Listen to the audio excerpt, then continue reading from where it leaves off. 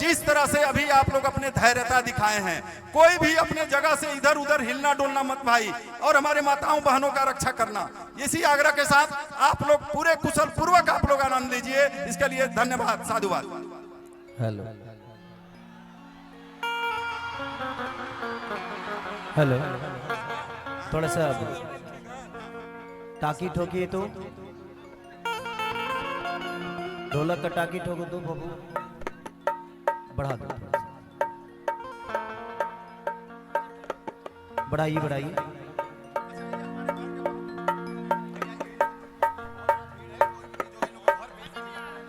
तबला का बढ़ा दीजिए। ओके, बेस बेस को थोड़ा सा ऊपर। यहाँ से मैं चाहूंगा कि भैया थोड़ा सा पीछे हो जाइए आप लोग, ताकि इंस्ट्रूमेंट पीछे है ना, तो उनको देखना जरूरी होता है मेरे, तो थोड़ा सा साइड हो जाइए आप लोग, या तो आप बैठ जाइए वहीं पे और नहीं तो उतर जाइए। हेलो हेलो, हाँ हेलो, हाँ भाई बैठ चलो, हाँ अब पीछे में हट चलो, साउंड से पीछे हट चलो।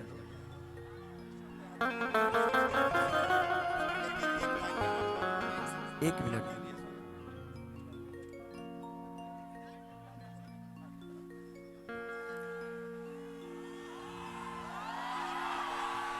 एगो बात बताए तो बतावे देबू का, अल्लाह बन से नूरा लगावे देबू का।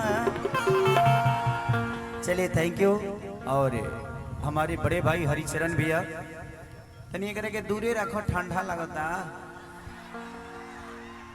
ऐसा ही हम 6 दिन से सुतल नहीं खी, खाली ये बड़ा 6 दिन बाद नहले बने, गाड़िए में गुजरता सब कुछ, तारा लो तो अपना अपना मेहरारू संग खुश होखबो,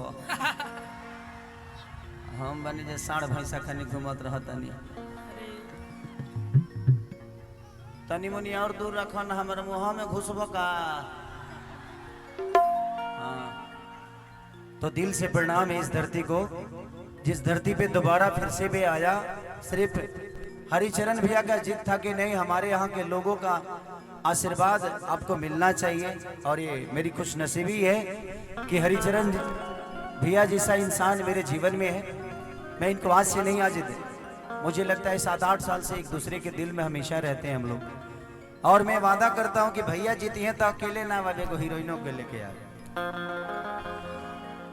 भैया का सब कुछ अगर अच्छा रहा, अगर आप लोगों ने इन पे विश्वास जताया है, तो मैं इनको करीब से जानता हूँ, ये दिल के बहुत प्यारे इंसान है, और इसीलिए मैं व्यक्तिगत जिससे मेरा रिश्ता होता है ना, वहाँ मैं पैसे पे प्रोग्राम नहीं करता, वहाँ दिल की बात दिल तक का पहुँचाता हूँ।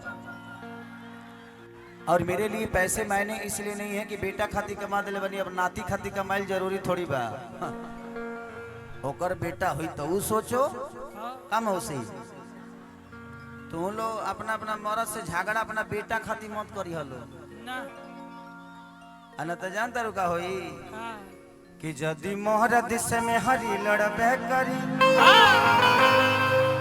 तब हतार में जब हरी मरबे करी। जिंदगी में बहुत कम ऐसे लोग होते हैं कि देखिए हरिचरण भैया को जितना मैं जानता हूँ, ये एक नेता के तौर पे नहीं, एक बेटा के तौर पे हमेशा आप लोग के बीच में रहने वाले इंसान हैं, और इनकी व्यक्तिगत रिलेशन को आप लोग भी जानते होंगे, आप लोग यहाँ रहते हैं।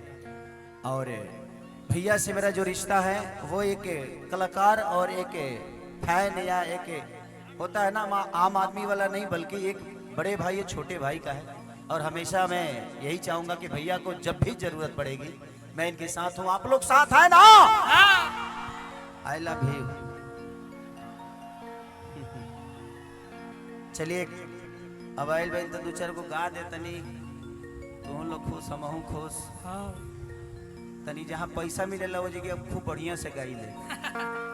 अब जी पैसा ऐसा मिलल तो नहीं खे, लेकिन हम आप सबके लिए आए हैं, अपने भाई के लिए आए हैं, तो बिना पैसे का प्रोग्राम जो होता है देखिए और ऊपर होता है। वहाँ सिर्फ मोहब्बत होती है। आओ देखा आ जाइए विनोदवा, बंटी बुची शांत रहो, चढ़ जाता रहा ऊपर। ओनिए से जाइबा का अंतरिक्ष में। भक्त कहता का कहता कि चढ़ते दशहरा माई के अरे होता पुजाई होता पर सदिया चढ़ाए खाती पूरी छनाई कि चढ़ते दशहरा माई के होता पुजाई पर सदिया चढ़ाए खाती पूरी छनाई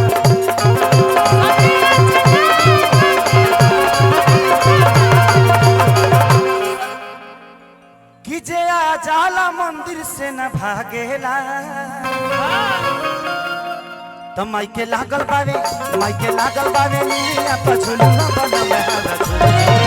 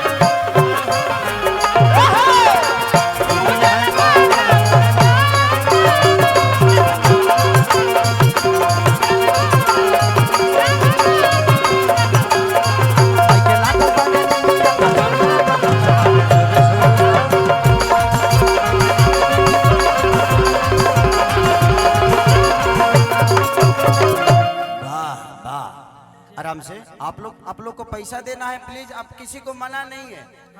पैसा जितना हो के सब हमारा लगे दे दो, हम बहुत सुरक्षित जगह रख दे। सही बात कोनो दिक्कत ना हो, जब जरूरत पड़ी तब फोन कर लेगा हमारे के कि बाबू जोन दिला है तो दे दी है। हम टाइम से कॉल उठा के तर लोग के पेटीएम कर दे। ठीक ओके दिखाओ। लास्ट में भक्त कहता का कहता कि अखिलेश बेदर्दिया अहिले खेसारी कि बबुआ देवानंद पूजस बन के पुजारी कि अखिलेश बेदर्दिया अहिले खेसारी देवानंद पूजा तारे बन के पुजारी